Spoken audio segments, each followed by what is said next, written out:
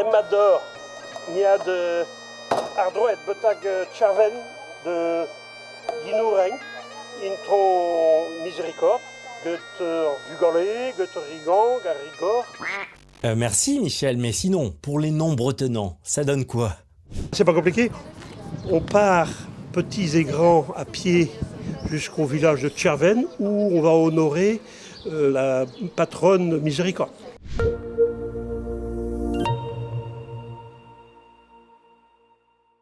On va le faire dehors. Quoi? Le mot d'accueil. Ah oui. Bonne route à tout le monde. Ne traînez pas dans les petits chemins de campagne. On s'affaire sur le parvis de l'église Saint-Guigné de Pluvigné. Et pour cause, ce jour est très spécial. C'est aujourd'hui que tout le doyenné de Pluvigné se donne rendez-vous à 2 heures de marche d'ici, sur le site de la chapelle de Notre-Dame de Miséricorde, chapelle de Pierre de Kerriolet. Rendez-vous compte. Pourquoi c'était important de venir avec votre fille ici? Tous les ans, on essaye de faire les journées intergénérationnelles. Parce qu'en fait, on va faire notre profession de foi cette année. On va finir ce qu'on a commencé avec la confirmation. Pour intégrer ma fille dans cette aventure avant la communion. Moi, j'essaie d'éduquer et d'élever mes enfants dans la foi chrétienne. Il y aura des ateliers. Ils m'ont dit qu'ils voulaient venir et du coup, je voulais participer. De Pierre de Kerriolet, il en est tout d'abord question au pied des vitraux de l'église Saint-Guigné, afin de faire davantage connaissance avec ce personnage surnommé le pénitent breton. Il y a le voyant de Sainte-Anne, Yvon Nicolazic et Pierre de Kerriolet. Donc ces deux personnages-là sont importants pour le site de Sainte-Anne et aussi pour ce début du XVIIe siècle en France qui est comme une Pentecôte, une renaissance. Après une première année dédiée à Sainte-Anne, nous entamons maintenant cette 2e année consacrée à Marie, modèle de foi. Nous poursuivons par la lecture du message de bienvenue de la part de notre évêque. Et puis, la marche peut commencer.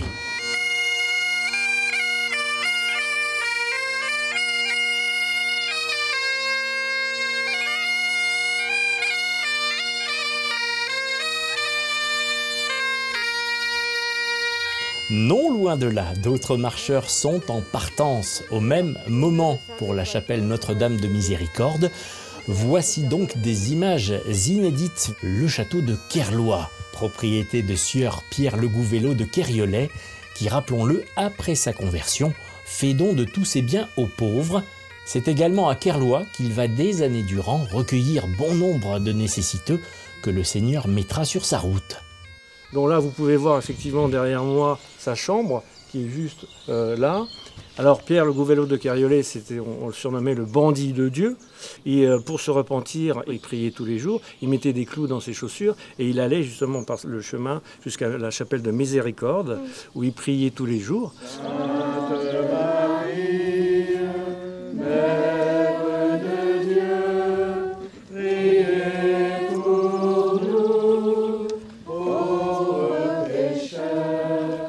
Juste avant l'allée des Champs, vous tournez sur votre gauche.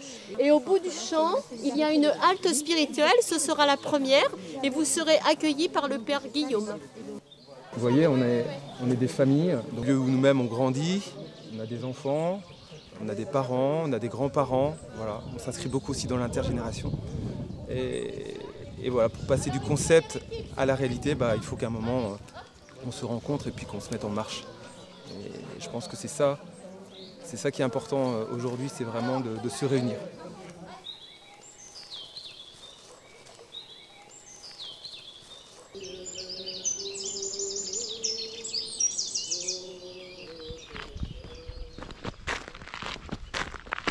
Qu'est-ce qui était important pour vous en tant que responsable qui avait cette vision un peu générale sur le doyenné, de rassembler? Qu'est-ce que vous vouliez, vous, personnellement? Ça fait partie de la mission d'abord des chrétiens, de connaître mieux leur foi et la mettre en œuvre dans la vie de tous les jours et avec les autres. La vie, c'est comme un chemin, et c'est un chemin. Donc il faut y aller. Et en plus, il faut y aller non seulement avec sa tête, son cœur, mais avec ses pieds aussi. Vous pouvez nous dire ce que vous venez de vivre là ensemble? On a fait un petit temps de partage à partir d'une béatitude Et puis après, on a mimé, on a gestué le Je vous salue Marie tous ensemble. En fait, dans ce jubilé, il y a à la fois la dimension spirituelle du fait de se tourner vers le Christ, sans doute plus avec Nicolas Zic, et puis cette dimension de charité, d'ouverture aux autres, qui est vraiment bien montrée par Pierre de Kergollet. C'est tellement chouette de s'ouvrir, de voir d'autres têtes, d'autres lieux. Là, c'est magnifique. On ne connaissait pas du tout le chemin qu'on est en train d'emprunter. Donc il y a aussi ce côté-là, c'est découvrir ensemble l'endroit qu'on habite. Que le Seigneur bénisse cette nourriture et notre fraternité. Au nom du Père et du Fils et du Saint-Esprit. Amen. Bon appétit. La rencontre de tout le Doyenné, c'est aussi l'occasion de fédérer et de festoyer. Ce genre d'événements qui relient les générations sont de plus en plus rares. À chaque fois qu'il y a un pardon ou il y a quelque chose d'organisé, on essaye d'être là et de montrer aux enfants qu'ils ne sont pas seuls aussi dans la communauté religieuse.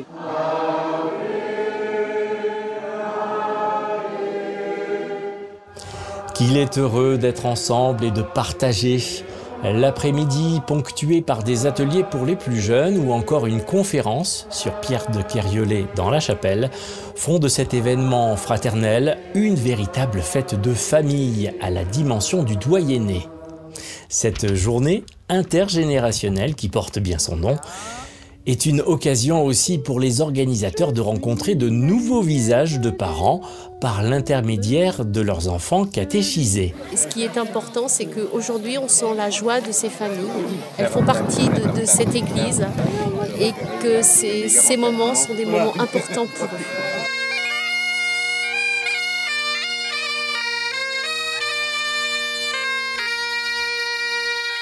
La célébration de la messe, point d'orgue de la vie chrétienne, est également le temps fort de cette journée du Doyenné, avec la présence de notre évêque, Monseigneur Santène, venu rappeler par le témoignage de Pierre de Kergollet et dans le cadre du Jubilé des apparitions, l'importance de la miséricorde.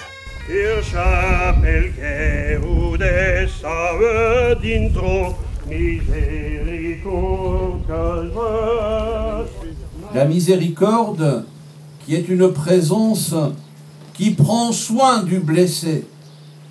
La miséricorde qui est pardon. La miséricorde qui est consolation. La miséricorde qui est l'amour sauveur du Père qui relève et remet debout.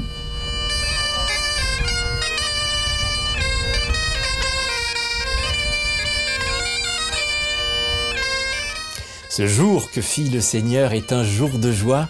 Alléluia, dixit le psaume 117. Après cette journée intergénérationnelle, l'idée, semble-t-il, germe déjà dans les cœurs de reconduire l'initiative de manière annuelle. Un pardon tous les ans en la chapelle de la Miséricorde et pour tout le Doyenné, eh bien pourquoi pas? Affaire à suivre.